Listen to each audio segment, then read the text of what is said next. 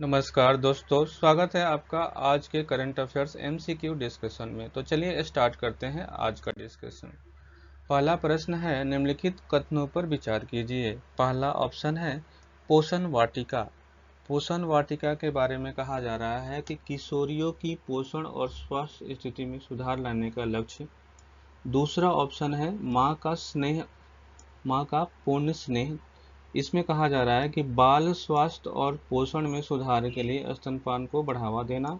तीसरा ऑप्शन है प्रधानमंत्री मातृत्व वंदन योजना। इसमें कहा जा रहा है गर्भवती और स्तनपान कराने वाली माताओं को स्वास्थ्य और पोषण के लिए वित्तीय प्रोत्साहन प्रदान करना। चौथा ऑप्शन है मिशन पोषण 2.0, बच्चों और माताओं के लिए स्थानीय रूप से उजागर गए पौष्टिक भोजन उपलब्ध कराने के लिए पोषण उपलब्ध स्थापित कराना, पोषण उद्यान स्थापित कराना। उपयुक्त कथनों में से कितने सही हैं? तो केवल 2 सही है। इसकी व्याख्या देखते हैं। इनिशिएटिव दिया है और इसके डिस्क्रिप्शन दिया है।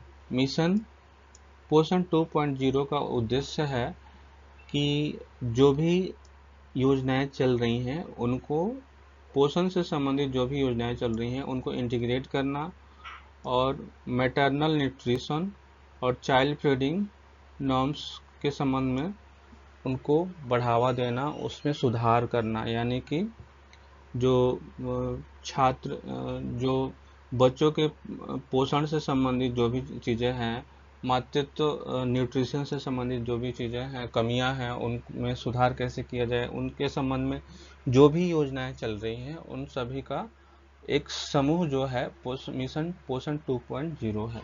इंटीग्रेटेड चाइल्ड डेवलपमेंट सर्विसेज जो है वो आपको पता है कि फूड, एजुकेशन और प्राइमरी हेल्थ केयर जो प्रोवाइड कराता है माताओं और बच्चों को शिक्षा दी जाती है और माताओं को ट्रेनिंग दी जाती है कैसे उनको फीडिंग जो है वो करना है और माँ का दूध कितना इम्पोर्टेंट होता है इसके बारे में जानकारी दी जाती है।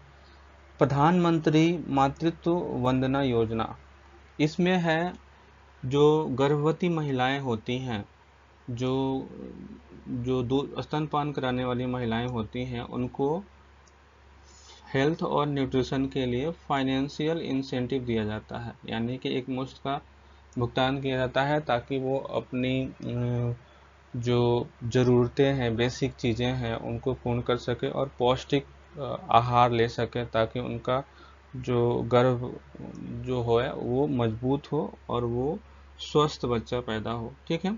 मिड डे मील स्कीम का है supply nutrition meals to school children, introduce millet to enhance dietary diversity scheme for adolescent girls aim to improve nutrition and health status of adolescent girls. इसका जो पिछड़ी हुई लड़कियां हैं, बालिकाएं हैं, उनके न्यूट्रिशन और हेल्थ को मजबूत करने के लिए मदर्स एब्सोल्यूट अफेक्शन अभियान यानी कि माँ, promote breast feeding to improve child health and nutrition. जो स्तनपान है उसको बढ़ावा देने के लिए मदर्स एब्सोल्यूट अफेक्शन प्रोग्राम यानी कि माँ शुरू किया गया है।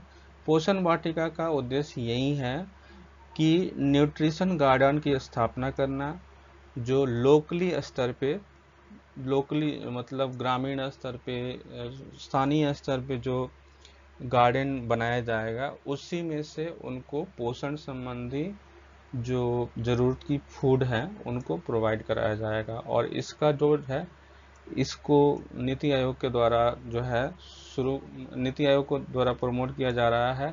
जो एस्पायरेशनल डिस्ट्रिक्ट प्रोग्राम है, एस्पायरेशनल ब्लॉक प्रोग्राम है, इस अभियान को, पोषण वाटिका को उससे जोड़ा जा रहा है ताकि उनको काम दिया जा सके और मातृत्व संबंधी जो ज़रूरतें हैं उनको पूरा किया जा सके, स्वास्थ्य इम्प्रूव किया जा सके उनका।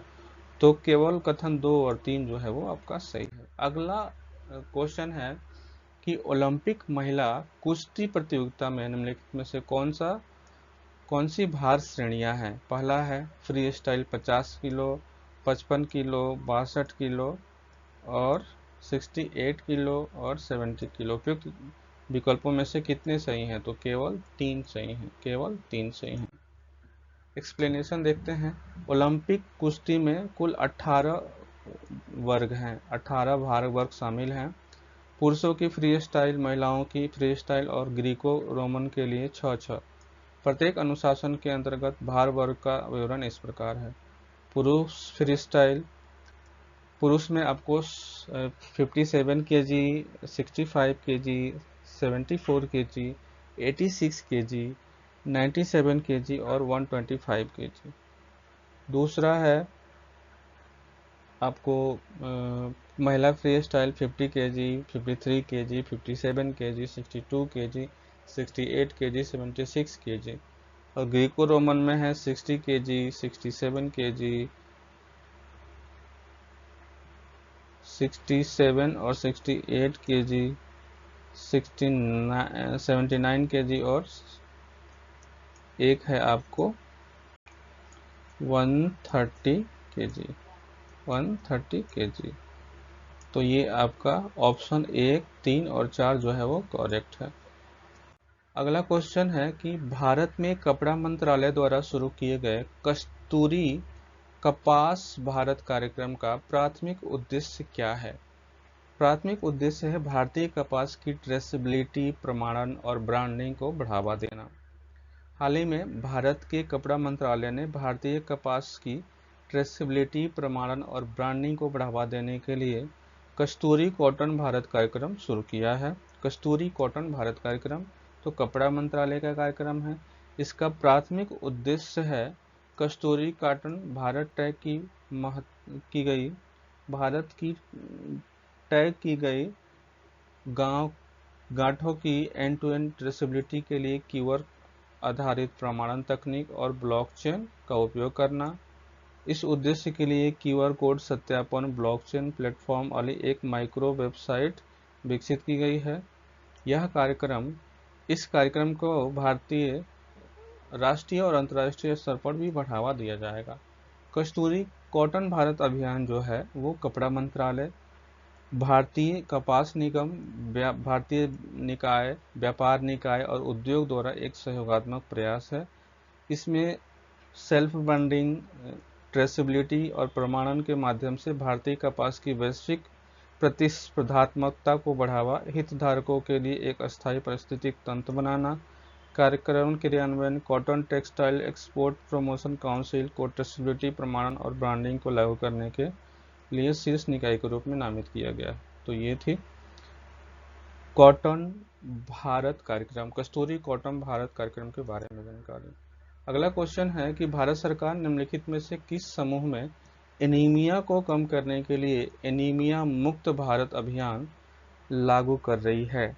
0 से 6 महीने की उम्र के बच्चे, 10 साल से 19 साल की उम्र के किशोर, प्रजनन आयु की महिलाएं, स्तनपान कराने वाली महिलाएं। तो उपयुक्त में से कितने सही हैं? तो केवल 3 सही हैं, केवल 3 सही हैं। भारत सरकार 6 प्रमुख समूहों में एनीमिया को कम करने के लिए एनीमिया मुक्त भारत अभियान को लागू कर रही है, जिसमें 6 समूह में आपको है 6 से 59 महीने के बच्चे, 5 से 9 वर्ष के बच्चे, तीसरा है 10 से 19 वर्ष के किशोर, चौथा है प्रजनन आयु की महिलाएं, पांचवा है गर्भवती महिलाएं और छठा है स्तनपान कराने वाली महिलाएं। इसलिए ऑप्शन 1 जो है वो आपको गलत है। अगला प्रश्न है भारत और बांग्लादेश दोनों निम्नलिखित में से किस समूह के सदस्य हैं? यानी कि दोनों सदस्य हैं। तो पहला है सार्क, तो हैं बंगाल की खाड़ी बहुउद्देशीय तकनीकी और आर्थिक सहयोग यानी कि बिम्स्टेक। तीसरा है G20 समूह और चौथा है हिंद महासागर रिम एसोसिएशन। उपयुक्त विकल्पों में से कितने सही हैं? तो केवल 3 सही हैं। तो बांग्लादेश जो है वो G20 में नहीं है। भारत जो है सार्क, बिम्स्टेक और IOAR में है। इसलिए ऑप्शन 3 जो है वो करेक्ट है। तो ये थी आज की डिस्कशन। मिलते हैं अगले डिस्कशन में, तब तक के लिए धन्यवाद।